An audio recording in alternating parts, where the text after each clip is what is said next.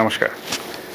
জ্যোতিষের আলোচনা করতে গিয়ে ২৯শে মার্চ শনি চেঞ্জ করে এসেছে আমাদের মীন রাশিতে। তাহলে মীন রাশিতে আসার ফলস্বরূপ আমাদের মকর রাশি সাড়ে সাতই মুক্তি পায়।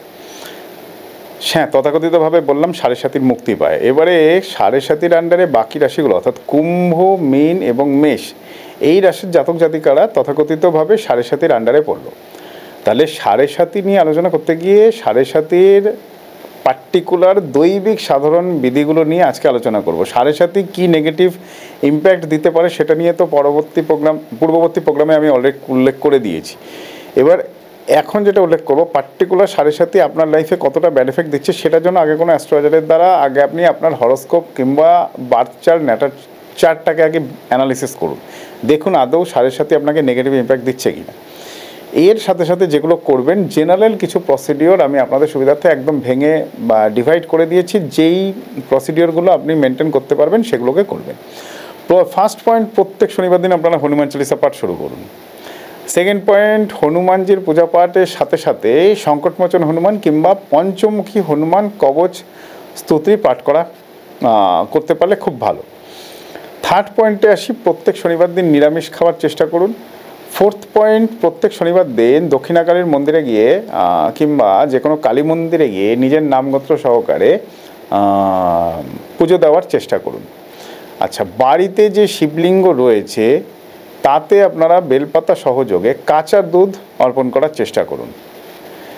তারপরের পয়েন্টসে আসি, অর্থাৎ সপ্তম পয়েন্টসে আসি, সোমবার চতুর্দশীর দিন, পার্টিকুলার যে কোনো চতুর্দশীর দিন, সোমবার, শুক্রবার, এইসব বারগুলো ধরে অর্থাৎ মোটামুটি সপ্তাহে চেষ্টা করুন ৩ থেকে ৪ দিন এটা শিব চল্লিশা পাঠ করবেন, খুব ভালো কাজ দেবে।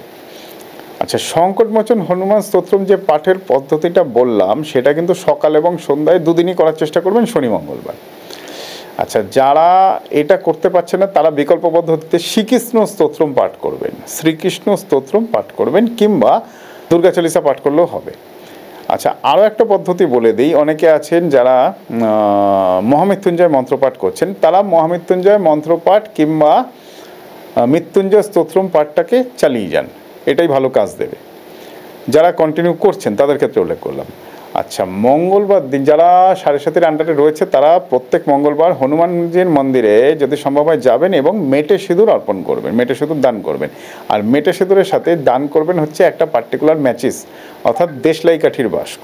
এরপরে আমরা বলবো, পার্টিকুলার আমি বলবো শুকনো নারকোল তেল। শুকনো নারকোল তেল অর্থাৎ শুকনো নারকোল যেটা থাকবে, শুকনো নারকোলের মধ্যে একটা মেটে সিঁদুর মাখিয়ে নেবেন এবং ঘি মাখিয়ে নেবেন। একটা নারকোল যদি শুকনো নারকোল হয়, খুব ড্রাই নারকোল হলে আরও বেটার, মানে যেই নারকোল তো ডেফিনেটলি আছে, নারকোলের মধ্যে জল ছাড়া যেটা ড্রাই নারকোল অর্থাৎ ড্রাই ফ্রুটস হিসাবে যেই নারকোলগুলো আমরা খেয়ে থাকি, সেই নারকোলের মধ্যে মেটে সিঁদুর এবং ঘি, এই দুটো জিনিস ভালো করে মাখিয়ে নিয়ে এটাকে কোনো গঙ্গায় কিংবা যে কোনো ভালো পুকুরে বিসর্জন করবেন। পার্টিকুলার শনিবার দিন ক্রিয়া করবেন এবং এই ক্রিয়াটি কিন্তু টানা পরপর 7টা শনিবার করবেন। অনেকে আছেন হাতে সাড়ে সাতির পারপাসে আঙুলের মধ্যে করেন, মানে অনেকে আছেন আংটি পরেন।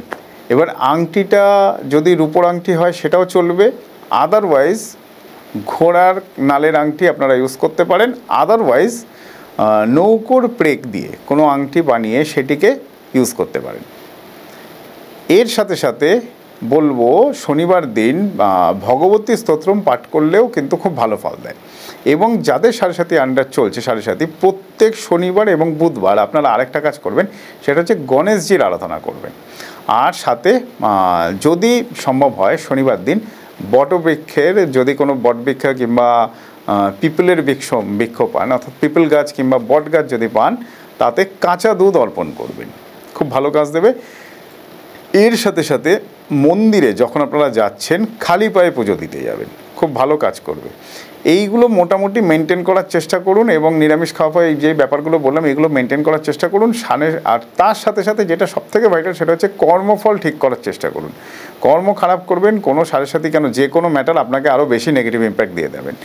সুতরাং সাড়ে সাতির প্রভাব থেকে বাঁচতে ওপরের পদ্ধতিগুলো তো ডেফিনেটলি, মানে যেগুলো আমি উল্লেখ করলাম ডেফিনেটলি মেনটেন করবেন।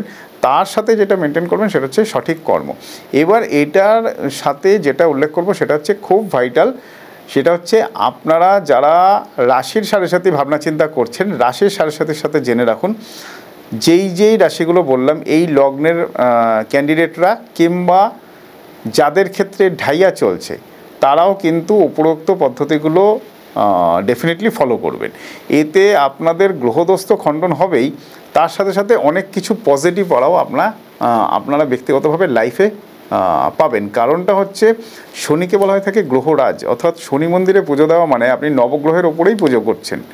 সো শনির যে পদ্ধতিগুলো উল্লেখ করলাম এর মাধ্যমে শুধু যে আপনার শনি গ্রহ ব্যালেন্সড হবে এমন ব্যাপার না, নবগ্রহের শুভফল কিন্তু আমরা প্রত্যেকটা আমাদের ব্যক্তিগত জীবনে দেখে থাকি। সো আজকে প্রোগ্রাম একদম শেষ পর্যায়ে চলে এসেছি, শনি সম্পর্কে উল্লেখ করে দিলাম, এরপরে উল্লেখ করব শনির দ্বাদশভাবে অবস্থানের ফলাফল। নমস্কার।